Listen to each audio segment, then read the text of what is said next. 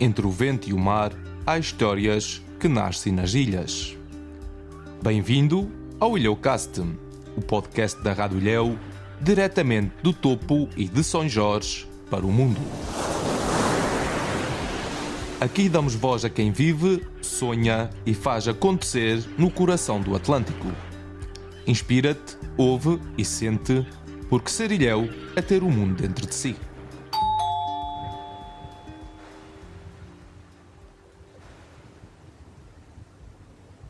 Muito obrigado pela disponibilidade de vir aqui ao estúdio da Rádio Ilhéu para a gente falar um bocadinho sobre as suas ligações à avaliação e sobre esses tempos. Quando é que tudo começa? Quando é que começa a sua ligação e começa a participar na companhia daqui da avaliação do topo? A minha ligação à avaliação começa em 1964. Na altura eu tinha 16 anos e fui o Sr. Quadros, que era o dono da armação, embora a armação baleeira se chamasse Serafina Betancourt, dado que ele era faroleiro quando a fundou e, portanto, como era funcionário público, não podia ter a armação no seu nome. Uhum. E então faltava, porque ali a partir dos anos inícios dos anos 60 foi quando apareceu mais treineiras, a pesca do atum, e então começou a faltar gente para a avaliação, e fui convidado para participar, matricular-me na lancha, mas andei sempre, naqueles 2 anos que fui baleeiro, andei sempre foi no bote, porque faltava um homem no bote, e então andei sempre no bote. Uhum. Às escondidas, porque certo. Não tinha idade para andar no bote. Como é que, quem é que era essa equipa que participava aí no bote? Quem é que era composta? Quem é que eram esses homens que dedicaram nesses anos a sua vida à avaliação? No primeiro ano, portanto, era o oficial, era o mestre António de Silva, que era natural da Ribeira de Meio, das Lajes de Pico. O trancador era o Tibério Borba. Depois tinha o Virgínio Salgado. Eu vou ver se o José Joaquim, Felipe, eu e o meu irmão Aurélio. Uhum. Era a companhia do bote. Nesse ano já só arriava um bote aqui no topo. No segundo ano, o Virgínio Salgado, como foi para a tropa, entrou o Mário. Ele era casado com uma filha do Sr. José Carlos aqui da Lomba. Ele já faleceu, ele era da terceira. Uhum. E o Sr. Quadros, por intermédio do Sr. Quadros, ele arranjou uma cédula para arriar a baleia, e então foi substituir o Virgínio, que tinha ido para a tropa. E quem é que eram os trancadores nessa altura? O senhor já referia aqui... O trancador era o Tibério. O Tibério, okay. Tibério Borba. Aham.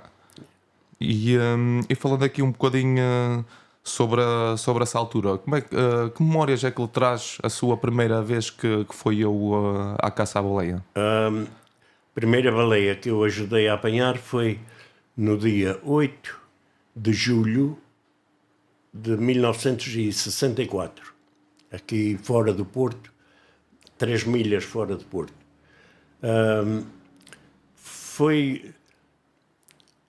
Ora bem, foi uma sensação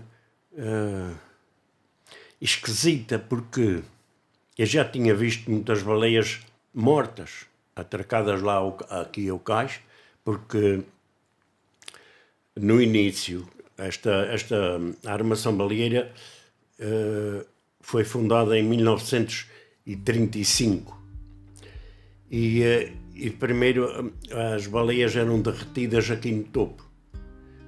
Foi uma pena quando foi o abalo, os caldeiros onde derretiam ainda estavam ali no seu sítio. E o abalo, é claro, a rocha caiu, depois quando foram limpar, eu nunca acreditei, e ainda hoje não acredito, mas pronto, é o que é. Dizem que quando levaram a máquina lá abaixo para limpar a terra e aquilo para o mar, que os caldeiros tinham ido juntamente.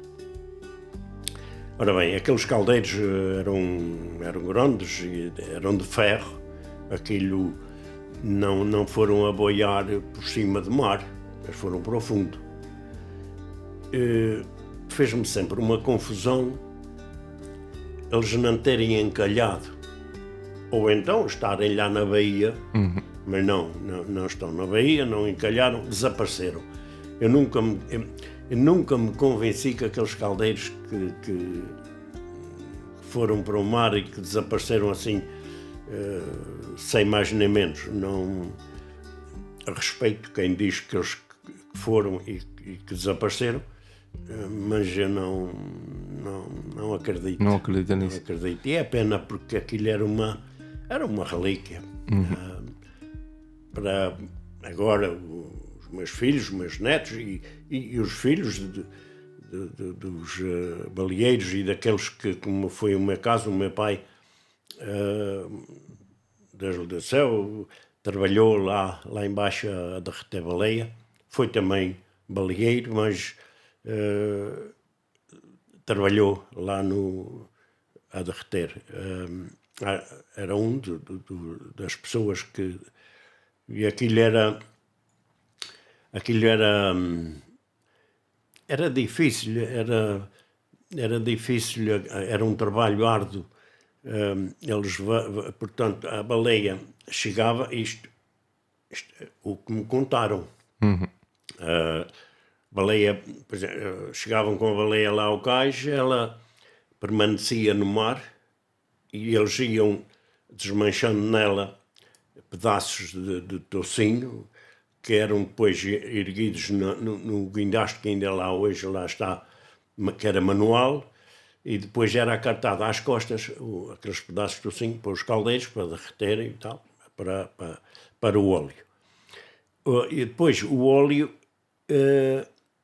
portanto, era cheio em bidões que ficavam nós chamavam o tanque do óleo, que era onde hoje existem as furnas. Existia ali um tanque, um pátio, não é? Onde depositavam lá o óleo, que depois era exportado para, salvo erro, para o Japão. Era onde se exportava a maior parte do óleo. Mas eram tempos árduos, trabalhosos. E essa primeira memória da primeira baleia que apanhou, como é que era, o que é que sentia naquele momento? Aquilo certamente devia ter medo, não? Em ver um ser daqueles. Eu julgo que posso dizer isto à vontade. Eu julgo que não existe ninguém que tenha andado à pesca da baleia, à pesca, ou tenha arriado a baleia. Julgo que não deve existir ninguém que diga: não tenho medo, nunca tive medo. Não. Eu julgo que não. Mas, se houver, respeito, mas porque Aquilo é um animal que merecia um respeito muito grande, porque é um animal muito grande, que não sabe a força que tem. É o que nos salva, ou o que nos salvava. E agora nós fomos a reboque da lancha, chegámos perto e as baleias estavam por cima. Largámos e fomos de vela. Não, desculpa, fomos de remos. Fomos de remos e o Tibério trancou. Quando ia trancou eram baleias grandes e essa baleia deu 35 bidões de óleo. E geralmente aquelas baleias grandes fazem aquilo. Não é sempre, mas quando em vez lá tem uma que... E ela, quando levou com o arpão, rodou e meteu a cabeça debaixo do bote e o bote começou aos pulos em cima dela. Nessa altura, o Virgínio da Saúde já faleceu, ele disse que caiu, mas nós julgamos que ele que se enviou fora do bote. Eu até passei um susto porque eu não tinha dado por isso. Eu estava a remar no remo 5, o meu irmão, o Aurélio, já faleceu também, estava no remo 6. E eu vi uma coisa a sair do mar para fora, eu vou assim olhar e era o Virgínio. E o meu irmão assustou-se de tal forma que correu para o lado onde eu estava e deu-me um empurrão a perguntar por mim: cadê o meu irmão? Cadê o meu irmão? Porque ele julgava que eu é que estava no mar. E pronto, ele veio para dentro, o Virgínio veio para dentro do bote e nós começámos a trabalhar a matá-la. Mas foi claro que eu sempre na memória este episódio. E depois houve embora no meu tempo, nestes últimos 2 anos que a armação existiu, porque ela foi extinta depois em 1965. Aliás, a última baleia que nós apanhámos foi uma baleia ali contra a Ponta de Pico, uma baleia que media 18 metros de comprido, deu 45 bidões de óleo. Nunca mais me esqueço, aquela baleia, ela deixou várias recordações a todos nós. Primeiro, elas iam, eram 4 baleias que iam contra a Ponta de Pico. Isto era ali mais ou menos para Fajão de São João fora. E eram 3 mais pequenas e aquela grande. E nós íamos de vela e com as pás a ajudar o bote. E primeiro, portanto, ela era a segunda, contando da terra para o mar, ela era a segunda. E a primeira aqui de fora foi para baixo, a segunda foi, e aquela já estava mesmo a fazer a inclinação para ir para baixo, e o Tibério trancou-a. Na altura que trancou, houve qualquer coisa ali com o senhor que ia a gente chamava escota, acho que eles chamam hoje, chamam outra coisa hoje, não interessa, ok. Que ia na escota, largou a escota da mão. E aí o bote começou a orulhar para revirar. Mas o pano deu a volta e quando ele vinha a rodar assim na proa de bote, a baleia puxou para a frente e ele meteu o bico no pano e rasgou-o de cima a baixo. E aí equilibrou. Bem, deitava um pano para baixo, ela levava a linha. Existiam duas celhas de linha, duas celhas de madeira, uma com 300 braças, a de trás, a da frente, com 250 braças. Ela levou a primeira celha de linha no ápice. Quase não damos por isso. Ela já estava a levar na celha da frente, até eu estava com os pés na beira da celha a fazer borda-bote, quando ele estava ainda, não sabia se ia revirar, se não. E o meu irmão é que me gritou: Eduardo, tira os pés de cima da borda. Estou vendo o mestre António veio cá à frente buscar a linha, assim no braço, levou para trás para passar o que nós chamávamos, e chamam ainda hoje, o cepo, que é aquele bocado de madeira que tem atrás, e ele passou, e o meu irmão começou a deitar água com um recipiente relativamente pequeno, tem só uma asa assim, e atirava água, e o mestre António disse: não, bota a mão no balde. E ele passou porque estava a fazer fumo, começou a enviar água para o cepo, e nisto ficámos sem baleia. A linha estava aturada. O que valeu é que ela saiu por trás de nós. O mestre António ainda chamou a lancha para lhe dar uma lançada, mas ela não deixava a lancha chegar, e ele mandou parar, e nós recolhemos, porque ela tinha arrebentado, era lá por baixo, arrebentado não, que aquilo para mim, aquilo foi cortado, que ela estava, havia ali um sinal de qualquer. Ora bem, temos a linha pressa para dentro, o que restava, e o mestre António disse: Tibério, não aguçes, porque no arpão levava 7 braças de cabo de nylon, para ser mais leve. E ele disse: não, agora não amarres o nylon, amarra mesmo na linha. Ele amarrou o arpão lá na linha e tal, e coisa, passou, e fomos atrás e retrancámos.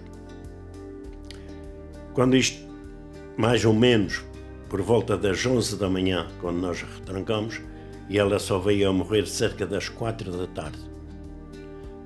E depois fomos levá-la ao pico, e quando chegámos lá, de madrugada, amarrámos-la lá na amarração. Mas aquela baleia, quando morreu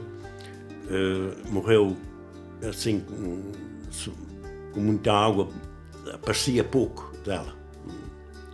E aqueles baleeiros, não sei se há algum vivo hoje em dia, se não, daquele tempo, eu já ouvi muitos nomes de muitos que já faleceram. Não sei se tem algum vivo, eu sei que nós estávamos lá para ver a nossa baleia varar. Sabíamos que era grande, mas ela estava assim num gancho que só se via muito pouco dela. E aqueles baleeiros conhecidos, já sabe, do mestre António Silva, e então diziam: António, tu não tens vergonha de trazer uma chicharra para aqui, para o pé das nossas? Quando eles a engataram e começaram a puxar lá para a rampa fora, e eles começaram a ver o tamanho dela, olha, ficámos só nós, os baleeiros de topo, os outros desapareceram todos dali para fora. Mas ela custou muito a morrer, porque ela não se mexia. Ali por cima, a gente, o trancador dava-lhe 2, 3 lançadas, ela como que arcava para formar que ia atirar, mas depois só recortava assim com o rabo e não mexia para deitar o sangue fora. Foi gostoso. Até depois, quando ela morreu, ela deu uma carreira contra o bote, e depois virou-se na popa do bote e ficou morto ali. Esse tal, o Mário, coitado, ele era natural da Terceira do Posto Santo, salvo erro. E quando ela acabou de morrer, ele disse: "Oi pá, eu quero ver uma dúzia de touros de roda de mina, quero ver um estupor destas." É claro, com a pressão, aquilo foi uma descompressão para nós, né? Umas gaitadas. Um alívio. Um alívio. É. O Sr. Eduardo tem em mente quantas baleias a que apanhou ao longo desses 2 anos? E outra pergunta que eu gostava de fazer é se tinham a altura certa para ir à caça à baleia ou era durante todo o ano? Nós aqui era mais ali de abril até o fim de verão, princípios de outono, porque esta baleia foi apanhada, esta última foi apanhada a 13 de novembro de 1965. Mas era depois, já sabe, o porto era difícil, portanto não se podia ter a lancha todo o ano, a lancha a boa hora, só estava no mar durante o verão, depois era varada. E portanto, depois só se arriava, deitava-se a lancha ao mar ali já no mês de abril, e era só no verão, porque nós muita vez, porque isto era engraçado, eu andava no bote, mas só quando havia baleia. Quando não havia baleia era preciso fugir ou para a Calheta ou para a Feijãozinha. Por exemplo, com o vento sudoeste, não podíamos estar na baía. Tínhamos que ou fugíamos para a Calheta ou fugíamos para a Feijãozinha. Se o mar do norte tivesse manso, ia-se para a Feijãozinha e lá estávamos dentro. E eu tinha aqui sempre, porque eu estava articulado na lancha, era sempre o Eduardo, estava sempre na berlinda. E de maneira que, por exemplo, tinha aqui todos os dias de manhã cedo, lá abaixo, abrir a lancha, abrir as janelas, isto no verão, esgotar a lancha, e ela preparada, se houvesse baleia, estava só a modo de sair. Depois rebentava a bomba e eu lá ia para baixo. Nesse tempo havia aqui um cabo de mar Azevedo. Ele era das Ribeiras do Pico, não sei se ainda é vivo.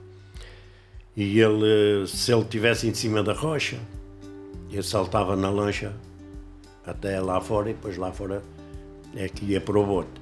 Se ele não estivesse em cima da rocha, já ia no bote.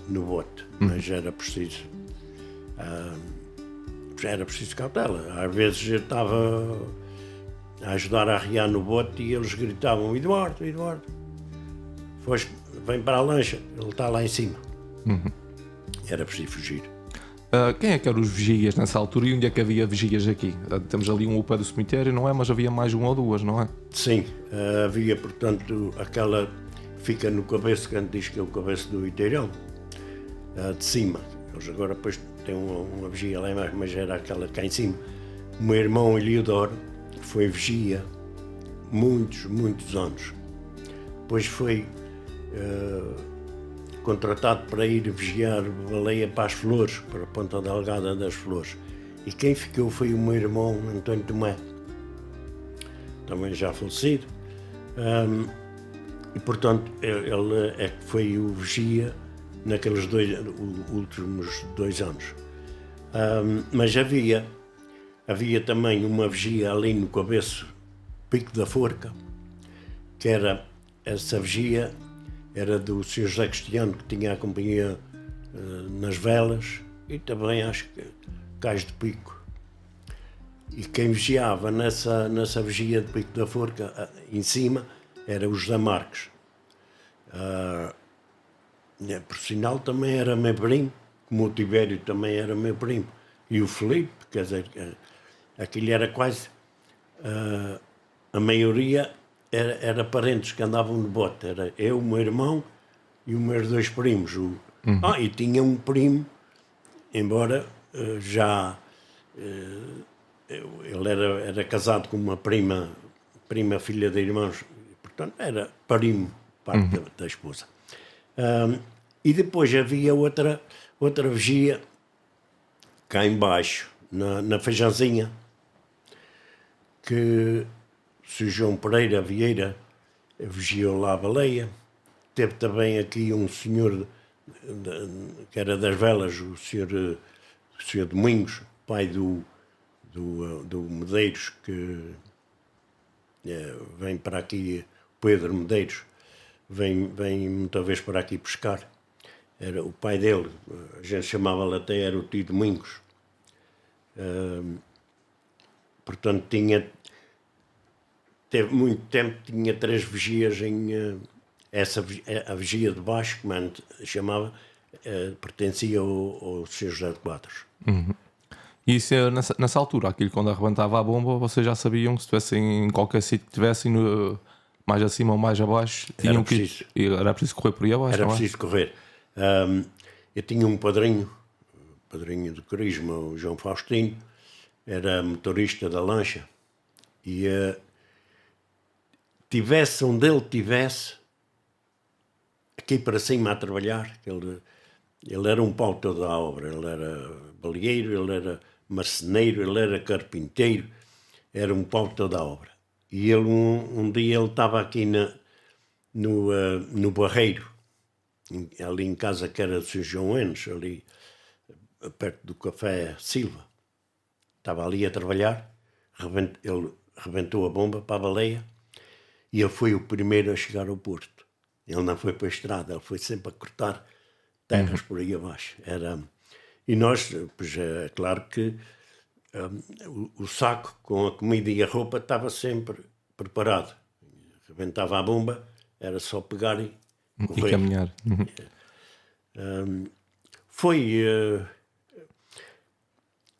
Foi bom, foi bonito, trabalhoso, muito trabalhoso, mas foi uma indústria que foi muito, muito, mas mesmo muito importante para a nossa freguesia. Através da pesca da baleia, da baleia, criou-se muitas famílias aqui nesta ponta de Topo. Depois, é claro que, pronto, veio o atum e até fechou. Mas foi uma indústria muito, muito importante mesmo. Ganhava-se bem nesses tempos da caça à baleia, na pesca à baleia? Ainda se lembra do primeiro dinheiro que recebeu, por exemplo, da primeira baleia? Sim. O pior aqui, nos últimos anos, era o tempo de espera. Esperava-se geralmente 2, às vezes 3 anos para receber. O porquê está nos segredos dos deuses. Por exemplo, eu e o meu irmão, nós esperámos 2 anos para receber. Nós comprávamos, através de uma caderneta, fiado, não é? Na loja do Sr. António Venâncio. E naqueles 2 anos eu ganhei 3.000 escudos e o meu irmão ganhou outros 3.000 escudos. Nós, quando chegámos a casa com aqueles 6.000 escudos, entregámos à minha mãe e ela disse: ainda bem, vou à loja pagar a caderneta. Caminhou e eu fiquei naquela ansiedade: será que dá? Será que não dá? E tal. Quando eu ouço a minha mãe abrir a porta e corro ao encontro dela e diz: mãe, deu. E ela disse: deu. Ela trazia assim uma nota de milho caída assim entre os dedos, está assim caída, 1 quilo de açúcar aqui e uns trocos na mão. E ela diz-me: olha, deu, e ainda restou esta nota e uns trocos. E o Sr. António Venâncio ofereceu este quilo de açúcar. Ora bem, vamos lá ver. 3.000 escudos. Se nós convertermos hoje os euros em escudos, 15 euros são 3.000 escudos. Vejam lá, eu só dei por isso. É engraçado, porque eu só dei por isso um dia que eu fui vender 3 quilos de boca negra a uma senhora professora e cheguei à porta, bati à porta e ela apareceu e disse: senhora professora, quer comprar este peixe? E ela disse: ai, compre. Quanto é? 15 euros. Ela deu-me uma nota de 10, uma de 5, e eu puxei assim na mão e vinha. Então, começa a subir os degraus para ir para casa. Abro a mão. Ei, isto é 3 contos. Cheguei a casa e disse à minha mulher: olha, estás a ver, eu ganhei este dinheiro na baleia. 2 anos. Sim. 1.400 num ano, 1.600 no outro. Mas é para se ver. Ganhava-se pouco, é verdade, mas o dinheiro tinha valor. Hoje, ganha-se bem. Alguns ganham bem, mas também gastam bem. Sim, Eduardo, a gente outro dia estava ali a falar ali no meio da vila, que você estava a recordar os tempos que vocês iam para o mar e não tinham as tecnologias para ver como hoje está a chover, o vento de quadrante é que está. Como é que vocês faziam naquela altura para ir para o mar e ver o tempo, não é? Ver simplesmente se o vento era de um lado, era do outro, se podiam ir ou não. Sim, nesse tempo era mais fácil. Porquê? Porque as previsões eram muito mais certas do que são hoje. Eu hoje tenho certos dias que eu ouço a previsão e no outro dia eu olho e não está nada do que saiu. E naquele tempo o que nós íamos aprendendo, porque eu cresci numa altura muito boa, porque eu era rapaz, criança,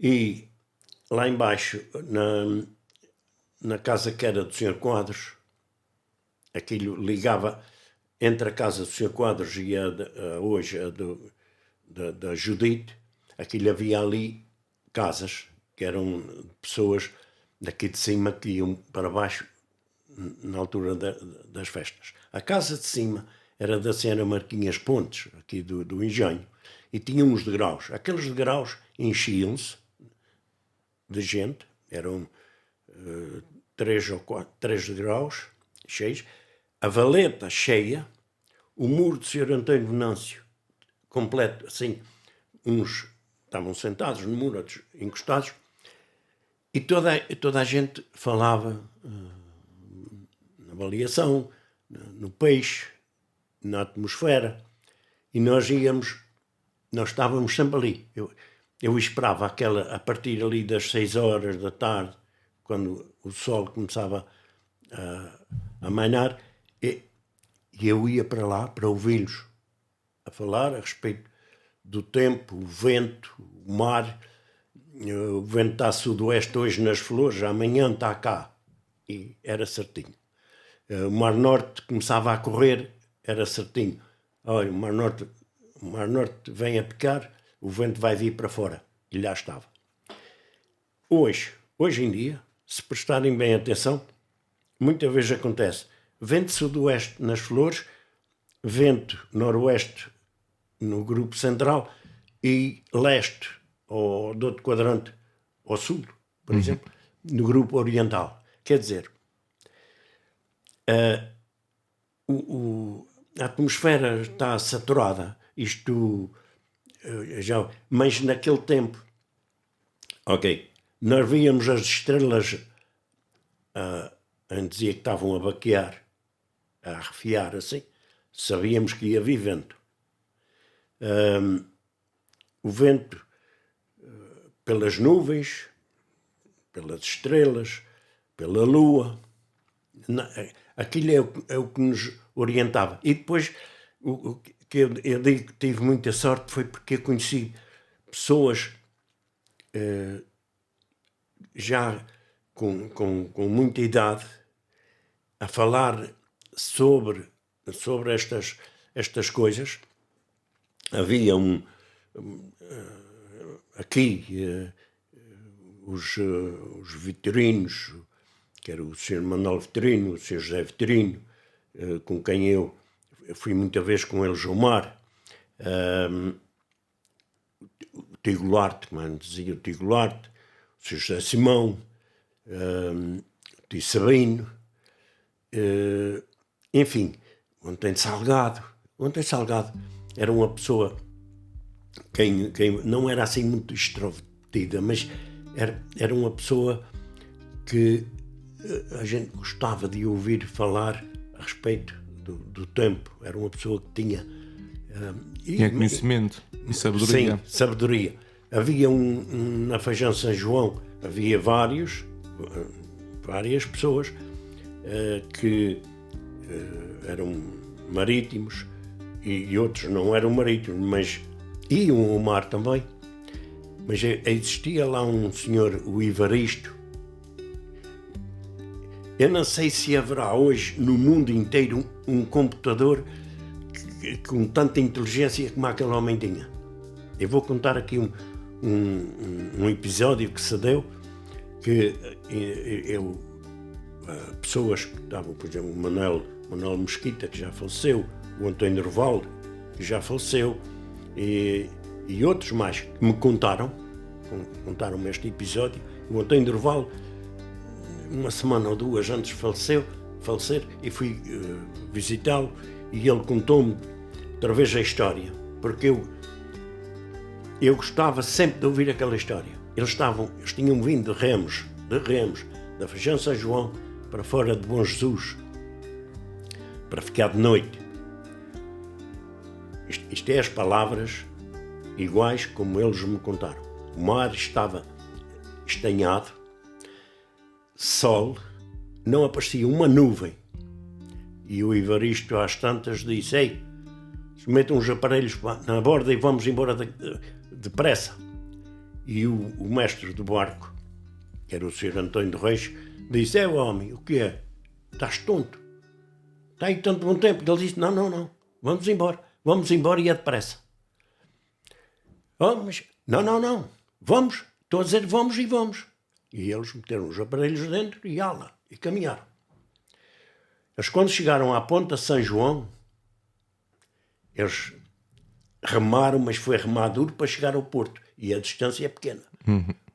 Vento sudoeste, acendeu-se de repente, e todos eles que me contaram isto, nenhum, ele diz, ainda hoje não sabemos o que é que ele viu, mas que ele viu qualquer coisa, viu. Mas aquele homem, aquilo era... Eu era rapaz, com 11 anos eu ia para a Feijão São João com o meu tio Gregório, que eles mudavam-se para lá, o meu tio, a minha tia, a minha prima, já todos faleceram. E eu à noite ia para o Porto da Panela, sentar lá ao pé da loja do senhor Artur Mesquita. Era assim que se chama? Era Mesquita, ok. Ouvi-los falar, olharem para o pico. Amanhã o vento vai estar assim, amanhã... o pico, ainda hoje eu tenho... Se orienta, não é? Ainda hoje me oriento muito pelo pico. E aquilo era certinho. Quer dizer, eu nasci e cresci numa época espetacular. Tive o privilégio de conhecer estas pessoas mais antigas que me ensinaram muito. E eu fui sempre muito curioso, gostei sempre de aprender e tomava muito sentido a eles. Sei, Eduardo, desses homens todos, ainda se encontra muitos vivos hoje em dia dessa companhia de baleação? Encontra-se o Eduardo Borba. É o único que ainda... Sou o único baleeiro Sim. vivo. O resto, infelizmente, já partiram todos. Sr. Eduardo, outra pergunta que lhe queria fazer é o que é que se poderia fazer? Alguma entidade que pudesse, sei lá, valorizar ou perpetuar, digamos assim, este legado e esta herança da baleação aqui na Ponta do Topo? Tem alguma ideia do que se pudesse fazer para valorizar isso e para preservar esse legado? Ora bem, lá embaixo, no Porto, tem lá um barracão onde eles têm lá o bote de São José, e tem umas lápides cá fora que recordam os baleeiros todos que passaram por aqui, inclusivamente os oficiais que vieram de Pico. Foram vários, todos eles bons oficiais, boas pessoas, mas há um que deixou realmente raízes profundas em nós baleeiros, e não só, mesmo na população. Aqueles que conheceram o mestre José Garcia, que era das Ribeiras de Pico. Isso foi um senhor,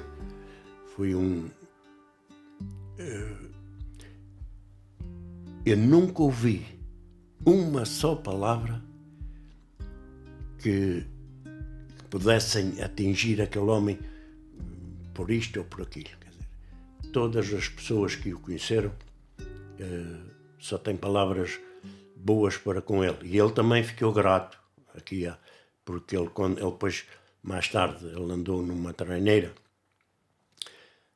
o Salazar, assim se chamava, e ele, quando ficava aqui no Porto, vinha sempre à terra, e é uma pessoa muito estimada.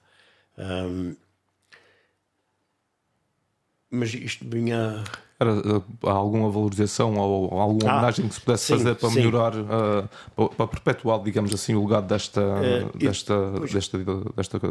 da caça à baleia? Temos aí, por exemplo, a associação, o Cachalote,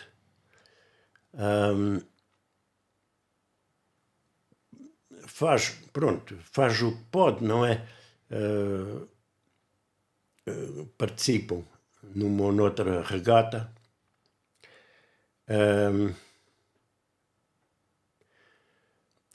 Ora bem, eu não quero entrar por caminhos que não gosto, mas não posso dizer muita coisa sobre a associação. Infelizmente, vamos lá, sou esquecido e, portanto, não me posso alongar muito sobre isto. É verdade, eu gostava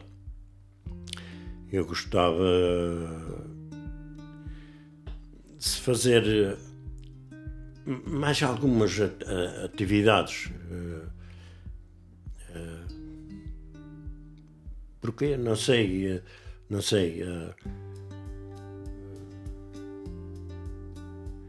só estou eu vivo, os outros já, se calhar, se os outros tivessem vivos, não digo todos, mas se tivesse mais algum vivo, talvez, não sei. Ok. Não vou por aí. Ok. Sr. Eduardo, deixo-lhe aqui alguns segundos para alguma mensagem, algum apelo, alguma coisa que seja importante acrescentar a esta entrevista. Deixo-lhe aqui alguns segundos para isso, para finalizarmos aqui a entrevista. Para finalizar, é novamente agradecer o teu convite e desejar-te felicidades. Eu vejo tudo o que sai na Rádio Ilhéu. Às vezes não vou lá com o dedo, mas estou sempre muito atento e desejo-te felicidades e é uma mensagem para os topenses que não deixem morrer, continuem a trabalhar para preservar o nosso património. Quando eu ouço falar no nosso património, vem-me milhentas coisas à cabeça, porque eu não sou bairrista, vamos lá ver, mas eu gosto muito de Topo. E de maneira que desejo saúde para todos, que sejam felizes e é um obrigado a todos. Sr. Eduardo, muito obrigado pela disponibilidade, tudo de bom e mais uma vez obrigado por partilhar estas memórias e estas vivências suas de uma época muito especial que foi a caça à baleia. Muito obrigado. Obrigado por ouvir o Ilhocast, o podcast da Rádio Ilhéu. Segue-nos nas redes sociais, subscreve o canal e ouve o próximo episódio, porque cada ilhéu tem uma história para contar.